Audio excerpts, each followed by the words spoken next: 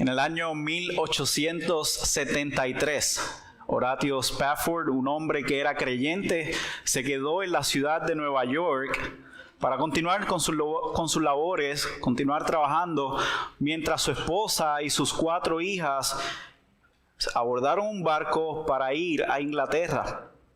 Durante el viaje, el barco lamentablemente naufragó y solamente su esposa pudo sobrevivir. Luego de que su esposa logró enviarle una carta dejándole saber lo que ocurrió, Horatio abordó un barco para ir por su esposa a Inglaterra. Y pasaron por el lugar del incidente y el capitán del barco le dijo: en este lugar fue donde tus hijas perecieron. Y esa noche obviamente él no pudo dormir. Pero luego en una carta él le escribe a su cuñada y le dice: aquel jueves cuando pasé por allí, no pensé en cómo ellas perecieron ahí, sino que con gozo y con alegría él dijo: ellas están en los brazos del Salvador. Y ese es el testimonio de cómo un hombre creyente, de cómo un hombre que confiaba en el Señor había pasado por medio del sufrimiento, pero entender la gloria futura de sus hijas y el destino eterno en el que ellas ya se encontraban le daba a él una esperanza. Y es lo que nosotros vamos a ver en esta mañana en nuestro pasaje. Precisamente que sufrimos como hijos de Dios, sabiendo, hermanos, que vamos a ser glorificados, y eso produce esperanza en nosotros. Hasta este punto nosotros en nuestro viaje a través de la carta del apóstol Pablo a los romanos hemos visto un tema central que ha sido desarrollado desde el primer capítulo, y es que la justificación, es decir, es la manera por la cual una persona puede ser declarada que está bien con Dios. Y desde el inicio el apóstol Pablo ha dejado bien claro que la justificación, es decir, la manera por la cual nosotros, los seres humanos que somos pecadores, que estamos fallando constantemente en contra de Dios, podemos estar bien delante del Señor, que es santo, santo, santo.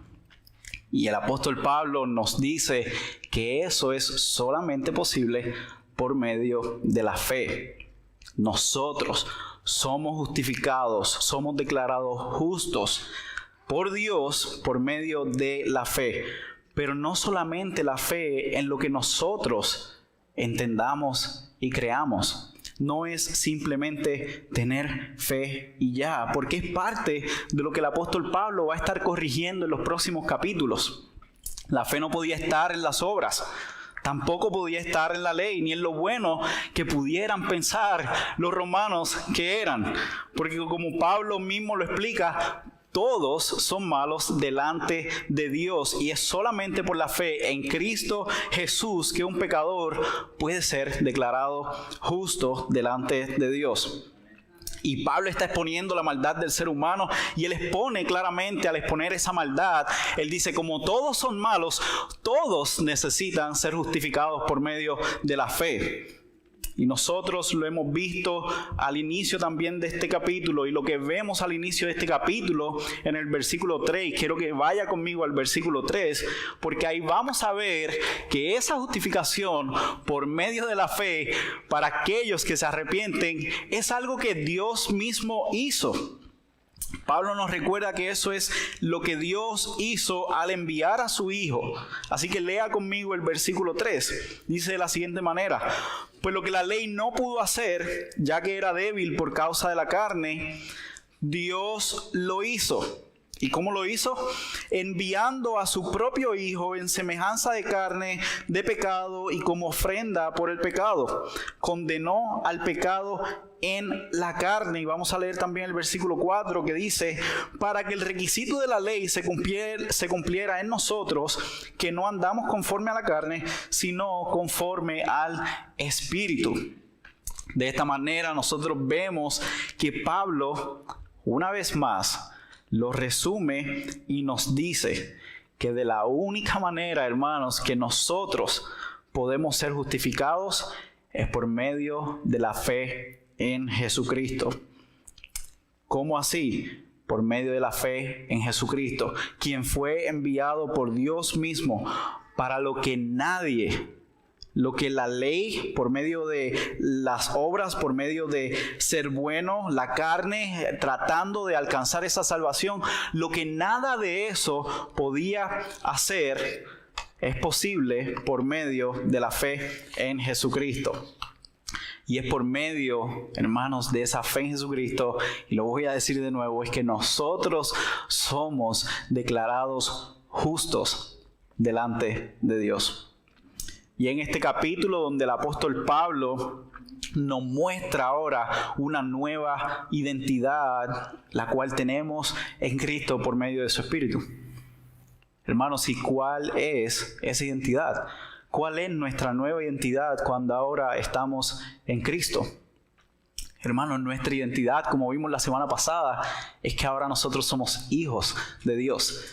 Esa es nuestra identidad. Ahora que estamos en Cristo, nuestra identidad, hermano, es que somos hijos de Dios. Nosotros hemos sido adoptados como hijos de Dios y por medio de su Espíritu Santo no solamente somos adoptados como hijos de Dios, sino que también somos guiados a vivir como hijos de Dios.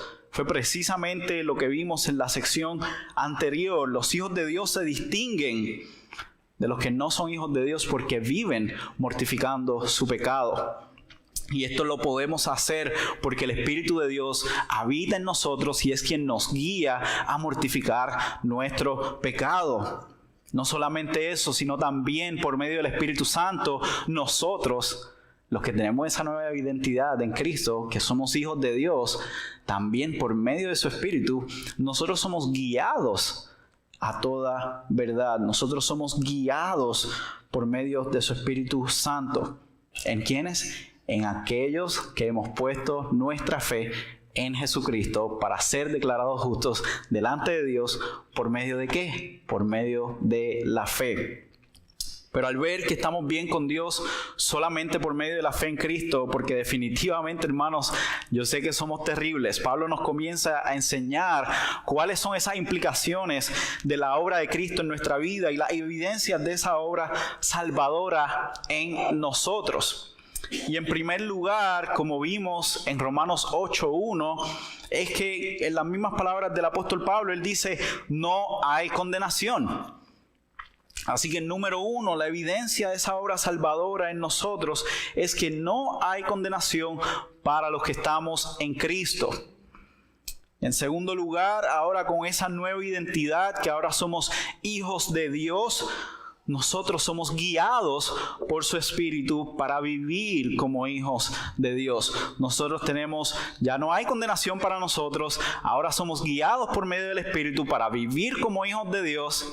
Y en tercer lugar, lo que vemos en esta mañana, nosotros sufrimos como hijos de Dios, sabiendo que seremos glorificados, y eso produce esperanza en nosotros.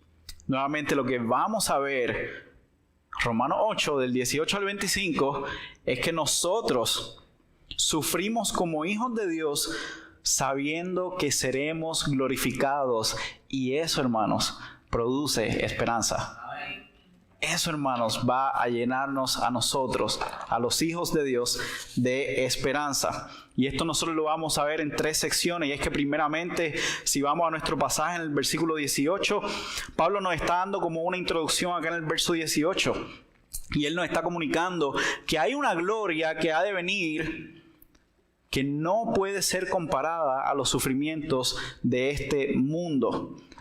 Y luego él nos va a enseñar que esto es cierto tanto para la creación, en los versículos 19 al 22, como para nosotros, los hijos de Dios, en los versículos del 23 al 25. Así que vamos a ver este primer versículo para ver la introducción de esta sección. El versículo 18 lo leemos nuevamente y dice de la siguiente manera: pues considero que los sufrimientos de este tiempo presente no son dignos de ser comparados con la gloria que nos ha de ser revelada.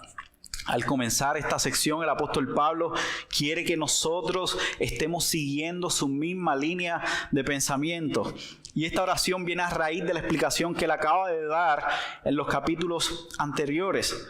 donde Él les ha comunicado que ahora los romanos que habían creído en el Señor eran libres. Eran hijos de Dios, ya no eran esclavos del pecado, ya no tienen ninguna condenación. Ahora sus deseos también han cambiado para ellos poder obedecer al Señor. Así que su vida completa ha sido transformada para obedecer a Dios mientras ellos están siendo guiados por el Espíritu Santo. Y en esta misma línea que Él está mostrándole las implicaciones de la obra de Cristo a unas personas que también, lamentablemente, tienen una realidad que era inevitable. Y es que viven en un mundo caído y estaban experimentando sufrimientos. Y estos sufrimientos pueden verse de distintas maneras, pero vamos a ver que todos los sufrimientos, hermanos, que nosotros experimentamos en este mundo vienen a causa del pecado. Primeramente, ¿por qué? Porque por causa del pecado este mundo entero está corrompido. Vamos a ver más adelante que la creación entera está corrompida y traerá sufrimientos el simple hecho de que nosotros vivimos en esta tierra. En una tierra que está sujeta a corrupción, que está sujeta a maldición. Número 2, sufrimos porque somos pecadores. Y nuestro propio pecado nos lleva a sufrir cuando nosotros actuamos en desobediencia a Dios. Y fue lo que literalmente acabamos de leer en Génesis capítulo 3. Y finalmente, y número 3, nosotros sufrimos también porque estamos viviendo rodeados de otros pecadores. Sorpresa, vivimos rodeados de otros pecadores que van a pecar en contra de nosotros. Es la naturaleza en la que nosotros vivimos, hermanos, y por eso también nosotros vamos a experimentar sufrimiento. Y aquí vemos que el apóstol Pablo entiende perfectamente que el sufrimiento es inevitable. Al igual que nosotros debemos entender que el sufrimiento, hermanos, simplemente es inevitable por todas estas condiciones que acabamos de compartir. Los romanos están sufriendo y su sufrimiento también podemos ver que no fue tomado a la ligera por el apóstol Pablo, sino que es tomado con seriedad y no es meramente por el apóstol Pablo, hermanos, sino que es por Dios mismo quien está hablando por medio del apóstol Pablo a la iglesia en Roma. Dios mismo, hermanos, sabía que ellos estaban experimentando sufrimientos y Él no les dice, no pasa nada, tranquilos, no se preocupen, dejen de sufrir, vamos, adelante, manténganse firmes.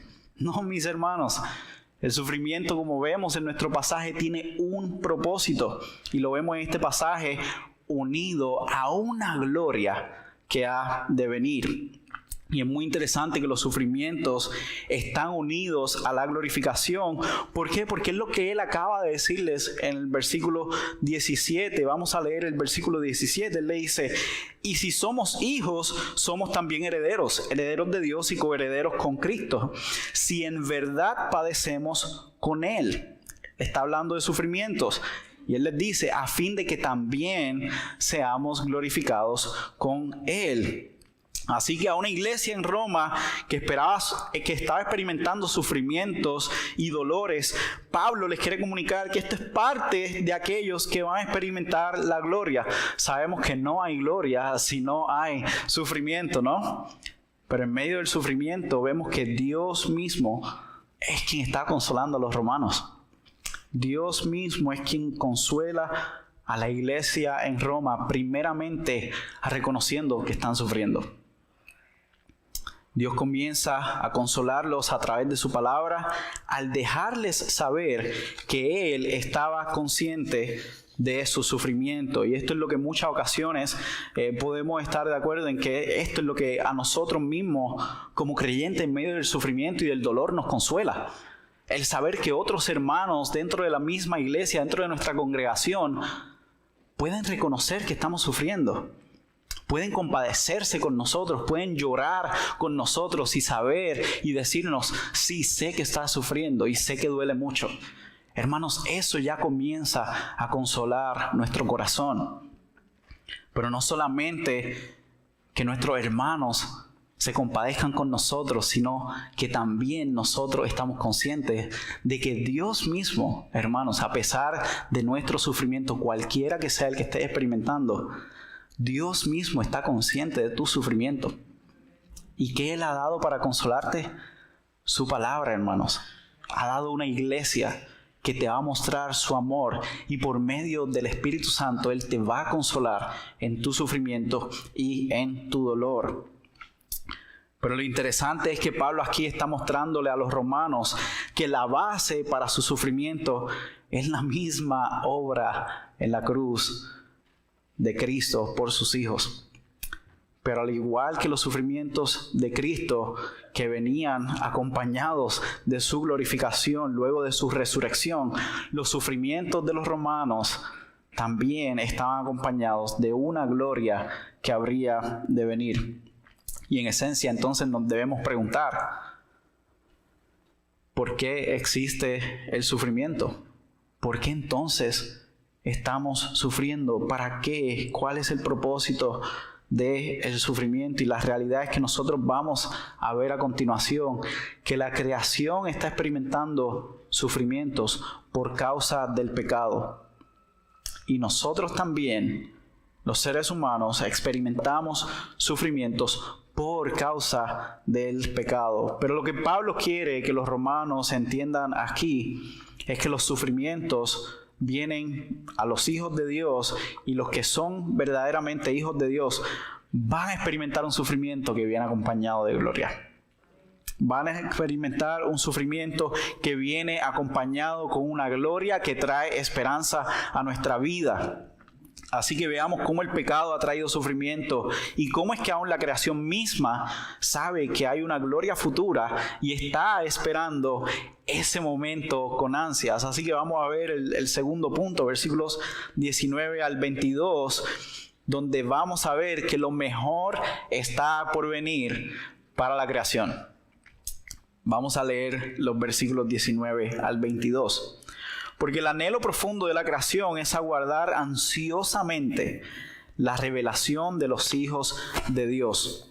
Porque la creación fue sometida a vanidad, no de su propia voluntad, sino por causa de aquel que la sometió, en la esperanza de que la creación misma será también liberada de la virtud de la corrupción, de la esclavitud de la corrupción, a la libertad de la gloria de los hijos de Dios. Pues sabemos que la creación entera gime y sufre hasta ahora dolores de parto. Mientras Pablo estaba hablando de ese sufrimiento, él estaba consciente de igual manera que era algo inevitable en este mundo y que era algo que la misma creación entera estaba experimentando. Y simplemente quiero aclarar acá que cuando vamos a estar hablando en esta sección de la creación, nos vamos a estar refiriendo a la tierra como tal, excluyendo a los seres humanos. ¿Por qué vamos a excluir a los seres humanos? Porque Pablo los excluye. ¿Okay? Vamos a ver más adelante que en la próxima sección Pablo hace una distinción entre la creación y entre nosotros. Así que Pablo va a hablar y va a simplemente dirigirse a ambas cosas, a la creación, excluyendo a los seres humanos, y luego va a tratar con el ámbito de los seres humanos. Pero lo interesante es que antes de hablar de los sufrimientos de la creación, como vemos en ese versículo 19, es que él comparte sobre el anhelo profundo de la creación. En el versículo 19 vemos que dice: el anhelo profundo de la creación es aguardar ansiosamente la revelación de los hijos de Dios. Y ese anhelo es que esos hijos de Dios, los que han sido declarados justos por medio de la fe en Jesucristo, sean glorificados. La tierra entera, hermanos, está anhelando que los hijos de Dios sean glorificados. Y luego de eso, luego de hablar del anhelo y del deseo profundo que tiene la creación por la glorificación de los hijos de Dios, es que él habla entonces de los sufrimientos. ¿Por qué? Porque el sufrimiento está directamente relacionado, como vamos a ver, al conocimiento también de la gloria futura. La creación también sufre, y esta es otra de las cosas que está ocurriendo en este pasaje, porque sabe que algo mucho más grande viene, pero aún no llega. Yo no sé cuántos de ustedes han tenido experiencias como esta, donde están sufriendo porque saben que van a obtener algo muchísimo mejor de lo que ustedes tienen ahora mismo, pero están en un tiempo de espera. Y eso se vuelve una tortura, ¿no? Yo sé que viene algo mucho mejor, pero como viene algo, pero todavía no lo tengo, estoy experimentando una tortura. Yo no sé en los países de ustedes, pero en Puerto Rico nosotros le llamamos a eso la espera que desespera. ¿Okay? Porque estamos esperando algo, pero estamos esperando y sé que viene algo mejor, pero ya estoy desesperado y por lo tanto yo quiero con ansias que eso mejor llegue, y eso es lo que le está ocurriendo a la tierra. Es lo que le está ocurriendo precisamente a este mundo que todavía está experimentando los efectos devastadores del pecado.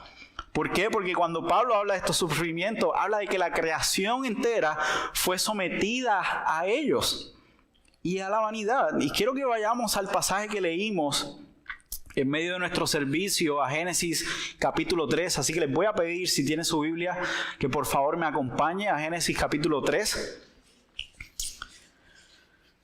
No debe ser difícil encontrarlo. Génesis capítulo 3, versículos 17 al 19. Y en Génesis 3, 17 al 19, vemos este relato al cual Pablo básicamente está haciendo referencia en cómo la creación fue sometida a esa vanidad, en cómo la creación por Dios mismo fue sometida a esa maldición. Voy a leer los versículos 17 al 19 del capítulo 3 de Génesis. Y dice de la siguiente manera: Entonces el Señor dijo a Adán: por cuanto has escuchado la voz de tu mujer y has comido del árbol del cual te ordené diciendo, no comerás de él, maldita será la tierra por tu causa. Con trabajo comerás de ella todos los días de tu vida. Espinos y cardos te producirá. Y comerás de las plantas del campo, con el sudor de tu rostro comerás el pan, hasta que vuelvas a la tierra, porque de ella fuiste tomado, pues polvo eres, y al polvo volverás. Aquí nosotros vemos que Dios mismo, hermanos, Dios mismo es quien sujetó la creación a maldición. Dios mismo fue quien sometió la creación a la vanidad, luego del pecado de Adán, luego de que Adán y Eva desobedecieran al Señor, porque es precisamente luego de ese pecado que Dios está diciéndole eso al hombre. Es precisamente luego, inmediatamente luego que el hombre desobedece, es que Dios dice: la tierra va a estar maldita. ¿Okay? Y es esta creación la que Él mismo había hecho. Dios había creado todo y Dios mismo había dicho en Génesis 1, y todo lo que Él había creado, Él lo declaró como bueno.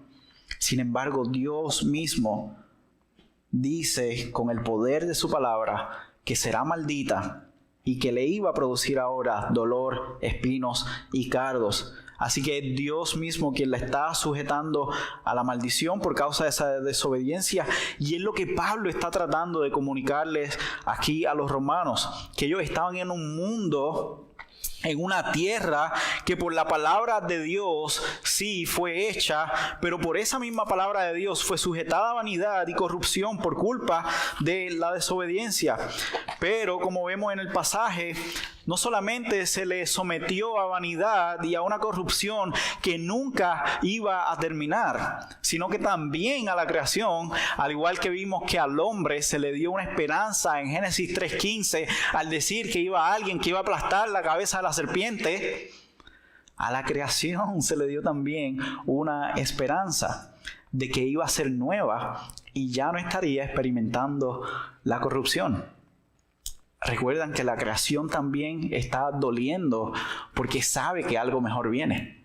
Pues a la creación también se le dijo: tú vas a ser hecha nueva completamente. Tú vas a regresar a un estado de perfección. Y eso nosotros lo vemos en varios pasajes del Antiguo Testamento. Luego puede ir buscando Isaías, hay varios de ellos. En Oseas vemos algo. Así que vayan al Antiguo Testamento y vean cómo el Señor ya estaba diciéndole a su pueblo entero: la creación completa va a ser hecha nueva. Y también nosotros vemos que hay una continuidad hacia el Nuevo Testamento, donde también en el Nuevo Testamento se nos recuerda, y Dios le estaba recordando ahora a sus hijos, aquellos que habían sido declarados justos por medio de la fe en Él, que iban también a experimentar una nueva creación. Así que eso lo vemos a lo largo de toda la Escritura. De hecho, así es como termina la Biblia en Apocalipsis 21. Termina con una nueva creación, con unos nuevos cielos, una nueva tierra. Luego de haber empezado en Génesis 1, ¿a que no saben qué? Con una creación. La Biblia completa empieza con una creación y termina con una nueva creación. Y por eso nosotros vemos que la creación, y podemos estar seguros que a la creación también se le dio una esperanza. Se le dio una promesa de que las cosas iban a ser hechas nuevas. Pero como lo vemos aún en el día de hoy, nosotros estamos en el ya, pero todavía no. Como nosotros estamos viendo, vemos alrededor, nosotros vemos los efectos devastadores del pecado. Cuando nosotros miramos a nuestro alrededor, hermanos, estoy consciente que ustedes pueden salir, mirar el cielo, mirar las estrellas, los valles, las montañas, todo lo que el Señor ha creado, y nosotros decimos, wow, Señor, tú eres grande. En efecto, Señor, tú eres maravilloso. Vemos unos paisajes hermosos, increíbles. Y nuestra mente lo único que puede hacer es alabar al Señor por su grandeza y por su majestad. Pero también podemos ver que en la creación hay corrupción. También podemos ver los efectos de que este mundo realmente está corrompido. Hay desastres naturales, hay tormentas que terminan con la vida de miles de personas, hay escasez, hay hambruna, hay enfermedades. Usted siga escribiendo la lista. Hay muchas cosas en este mundo que nosotros vemos y vemos que hay quebrantamiento, que hay corrupción. Los efectos del pecado, hermanos, son realmente devastadores. Y nosotros, los que hemos creído en Cristo, debemos ser los que más sufrimos al entender que toda la corrupción que nosotros vemos alrededor nuestro es por causa de nuestro propio pecado. Nosotros como hijos de Dios, como creyentes, eso nos debe doler porque sabemos y entendemos que eso viene a causa del pecado, a causa de la desobediencia que nosotros hemos cometido en contra del Señor. Pero es precisamente por esa gloria futura también, ahora que la creación no solamente experimenta dolores, sino que ella está gimiendo hasta con dolores de parto. Dice el apóstol Pablo, ¿por qué? Porque ella está consciente de que viene pronto una gloria futura. Ella sabe que lo mejor está por venir. Es una gloria futura que la creación entera va a experimentar, donde nunca podrá ser comparada a la situación actual. Y también espera ansiosamente ver esa gloria. Así que la creación, según el apóstol Pablo, está anhelando profundamente que los hijos de Dios, y este es el anhelo de la creación, que los hijos de Dios sean glorificados. ¿Por qué? Porque la creación no simplemente anhela que ella sea restaurada, que ella sea hecha nueva y ya. Porque así como la maldición vino justo luego del pecado, la creación sabe que ella va a ser hecha nueva cuando los hijos de Dios sean restaurados. Cuando los hijos de Dios sean glorificados, ella sabe que en ese momento ella también va a ser hecha nueva. Esa es la implicación y por eso es que ella anhela y desea que los hijos de Dios sean glorificados. Cuando el hombre sea restaurado por completo en esa segunda venida de Jesucristo, la tierra será restaurada. Y lo que Pablo nos ha estado enseñando es que el único que puede hacer todo esto posible es Jesucristo. Jesucristo, hermanos, es el único que puede revertir los efectos devastadores del pecado aún en toda la creación. Y nosotros, los que hemos creído en Cristo, debemos entender que lo mejor está por venir para nosotros también. Y eso es lo que vamos a ver en el pasaje, en los versos 23 al 25. Ese es nuestro último punto.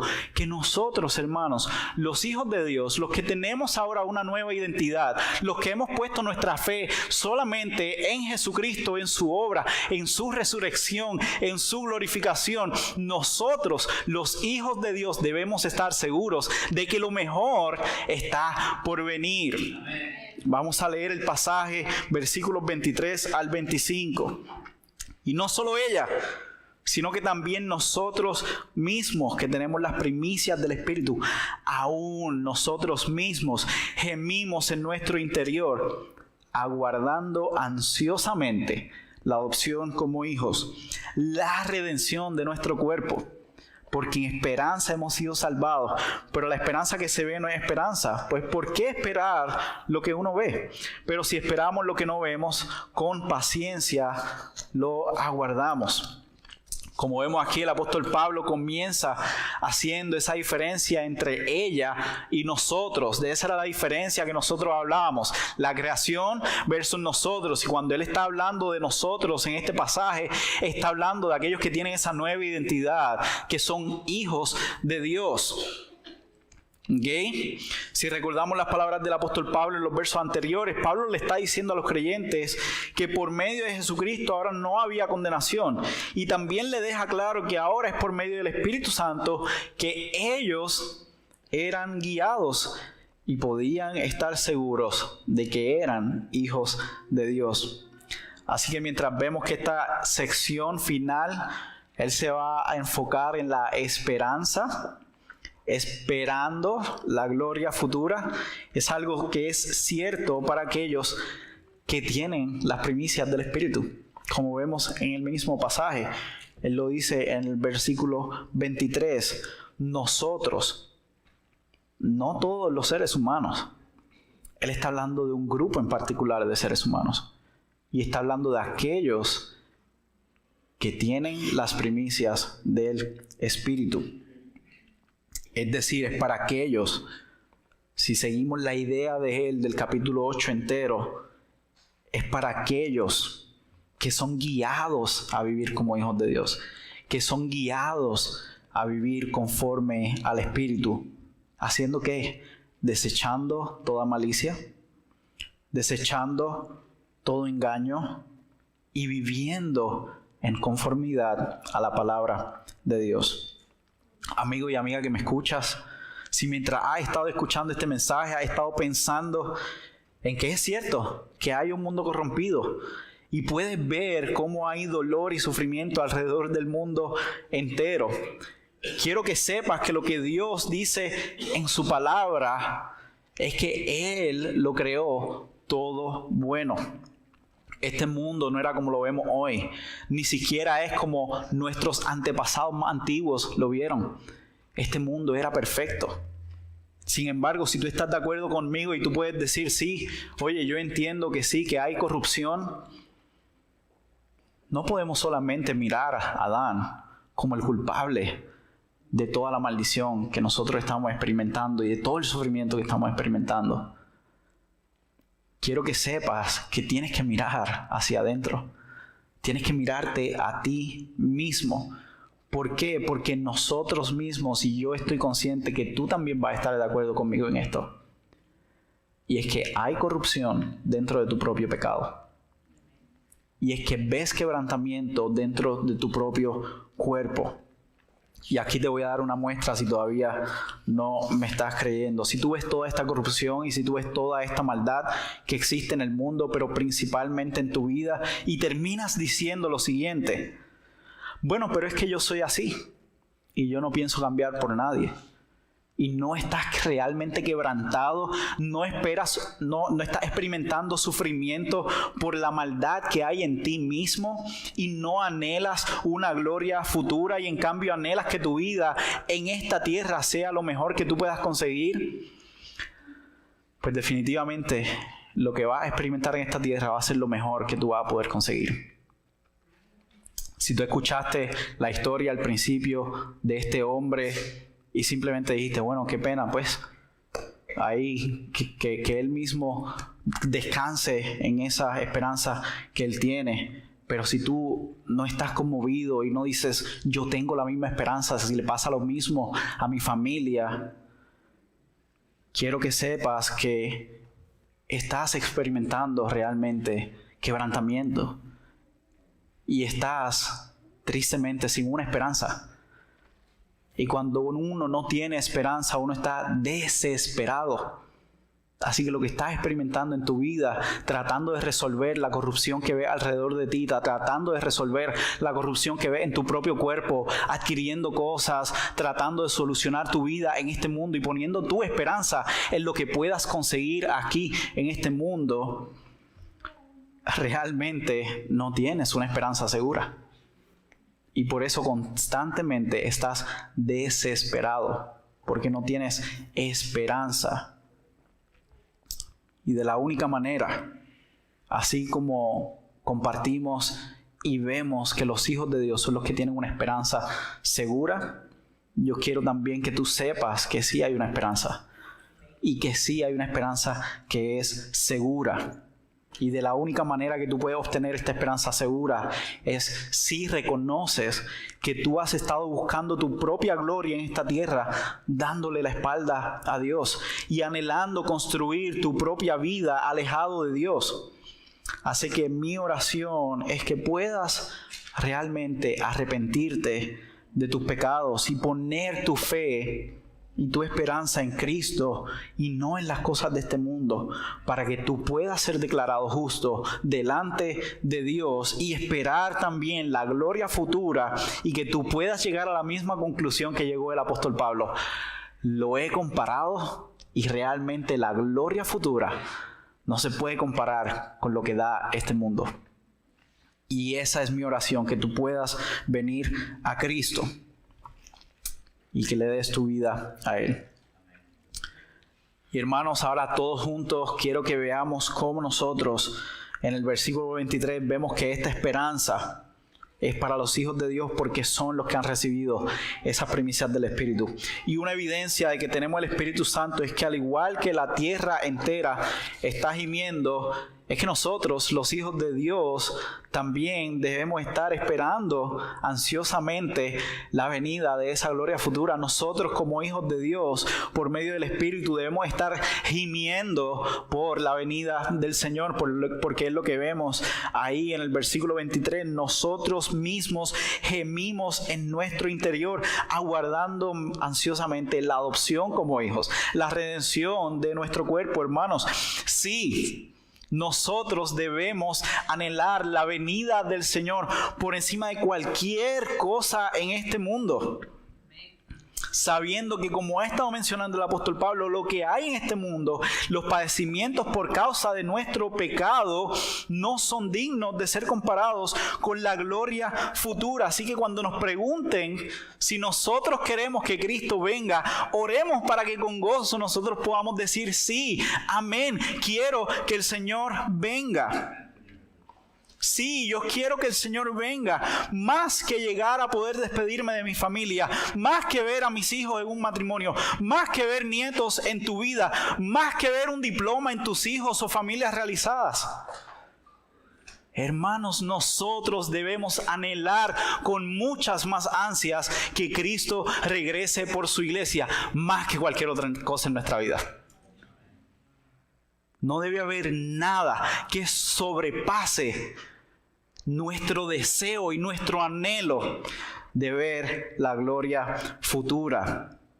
Y hermanos, de la única manera que nosotros podemos anhelar la redención completa de nuestro cuerpo, como lo menciona aquí el apóstol Pablo, de la única manera que podemos anhelar la redención entera de nuestro cuerpo, es cuando nosotros constantemente pensamos y meditamos en la esperanza que tenemos. Y eso fue precisamente lo que hizo este hombre que les compartía al principio, Horatio Spafford. Él entendió que la gloria futura era incomparable a los sufrimientos de este mundo, y eso lo llevó a aguardar pacientemente la venida del Señor Jesucristo. Y lo plasmó al escribir el himno tan conocido que aún hasta el día de hoy se canta por miles de creyentes alrededor del mundo. Y miren la letra de la parte final de su himno: estoy bien con mi Dios. Fue el hombre que escribió ese himno. Y miren lo que él dice, feliz yo me siento al saber que Jesús me libra del yugo opresor. Quitó mi pecado, lo clavó en la cruz, gloria a Él, me salvó el Salvador. La fe tornará mi feliz realidad.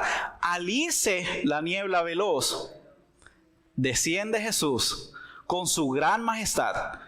Y él exclamó: aleluya, estoy bien con mi Dios. Hermanos, y es que entender la gloria futura se trata de que tendremos a Dios mismo delante de nosotros por el resto de la eternidad, en una creación completamente nueva y hermosa, sin corrupción, donde ya nuestros cuerpos pueden responder de la manera en que nosotros queremos que nuestros cuerpos respondan. Donde los cojos van a correr a postrarse delante del Señor, donde los ciegos van a ver a nuestro Señor cara a cara en todo su esplendor y en toda su majestad, donde aún los que no escuchan podrán escuchar las palabras mismas del Señor, donde van a escuchar a una multitud de ángeles, de seres angelicales, de seres celestiales, una multitud de creyentes que van a estar clamando una y otra vez: santo, santo, santo. Y para que nosotros podamos tener un vistazo, un simple, leve vistazo de lo que va a ser esa gloria futura, quiero que me acompañen ahora a Apocalipsis 21 para ver cómo el apóstol Juan mismo vio eso y vio al Señor en toda su gloria. Así que acompáñenme a leer los primeros 4 versículos de Apocalipsis 21. Y el apóstol Juan, viendo el nuevo cielo y la nueva tierra, dice lo siguiente, y él lo relata de esta manera, y él dice: entonces vi un cielo nuevo y una tierra nueva, porque el primer cielo y la primera tierra pasaron, y el mar ya no existe, y vi la ciudad santa, la nueva Jerusalén, que descendía del cielo de Dios, preparada como una novia ataviada para su esposo. Entonces oí una gran voz que decía desde el trono: el tabernáculo de Dios está entre los hombres, y Él habitará entre ellos, y ellos serán su pueblo, y Dios mismo estará entre ellos. Él enjugará toda lágrima de sus ojos, y ya no habrá muerte, ni habrá más duelo, ni clamor, ni dolor, porque las primeras cosas han pasado. Hermanos, esta es la gloria futura. Esto es lo que trae esperanza, en que sabemos que lo que el Señor ha dicho lo va a cumplir a la perfección, porque toda esta esperanza está basada en la obra de Cristo, en su muerte, en su resurrección, en su glorificación, y en que Él va a regresar por nosotros, en que aún en medio de sus padecimientos Cristo fue fiel hasta el final y Él fue glorificado. Y es en esa obra que el apóstol Pablo basa nuestra esperanza. No en algo que está por verse, a ver si pasa o no, a ver si tenemos la suerte de que realmente Cristo vaya a hacerlo. ¿Por qué? Porque ya Cristo lo hizo. Y tenemos la esperanza de que Él va a regresar por nosotros. Hermanos, nosotros como iglesia podemos estar seguros de que el sufrimiento que experimentamos nos lleva y nos debe llevar, por medio del Espíritu Santo, a anhelar la gloria futura, produciendo esperanza en nosotros. Produciendo que con esperanza y con paciencia aguardemos que lo mejor para nosotros está por venir. Y el tener una esperanza segura de que algo que es mucho mejor va a ocurrir, aunque parezca difícil y aunque parezca que la espera desespera y aunque parezca que, pero ¿cuándo lo vamos a tener? Nosotros, por medio de su Espíritu Santo, hermanos, vamos a ser sostenidos. Vamos a poder aguardar con paciencia hasta que Él regrese. ¿Por qué? Porque así como vimos y como vemos y como vamos a cantar que Él sufrió y que por nosotros murió, sabemos que es en Él que tenemos vida eterna y que Él nos sostendrá para esperar pacientemente hasta que Él regrese. ¿Por qué? Porque sabemos que Él regresará. Oremos, hermanos. Señor Dios Todopoderoso, a ti damos gracias, te damos gracias, Señor, por esta tu poderosa palabra, por recordarnos a nosotros, tu iglesia, Señor, que eres tú quien nos sostienes. Que en medio del sufrimiento que podamos experimentar en este mundo, porque estamos en un mundo corrompido y caído, Señor, nosotros tenemos una esperanza segura. y nosotros podemos sufrir. Y el sufrimiento genuino y verdadero es una evidencia de que nosotros somos verdaderamente hijos tuyos porque aguardamos algo mejor, Señor. Porque miramos hacia el frente a la gloria futura. Así que, Señor, te pido en este momento que seas tú ayudándonos como tu iglesia a meditar en la verdad de tu palabra. Que nosotros como iglesia seamos animados en medio de nuestro sufrimiento al recordar la gloria futura que tú tienes para nosotros. Y te damos gracias, Señor, porque ninguno de nosotros merece la gloria futura, pero es por medio de tu Hijo Jesucristo que tú lo has hecho posible. Así que te pido, Señor, y te ruego que ayudes a esta tu iglesia a descansar en ti, Señor, a esperar en ti, y que con gozo y con paciencia aguardemos la esperanza reservada para nosotros. Que Cristo mismo regresará por nosotros y nosotros te veremos cara a cara a ti, Señor, por el resto de la eternidad.